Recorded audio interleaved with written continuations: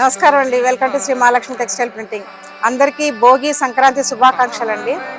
ఇది చూడండి, మా దగ్గరికి ప్రింటింగ్కి ఒక శారీ వచ్చిందండి.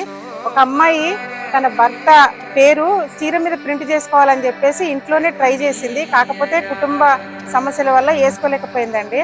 అయితే మనము టాటో గానో లాకెట్ గానో భర్త పేరుని వేసుకున్నవి చూసాము. ఒకవేళ మీరు చూసి ఉండొచ్చు, శారీ మీద కూడా ప్రింట్ అయింది. మా దగ్గరికి రావడం మాత్రం మొదటిసారి అండి.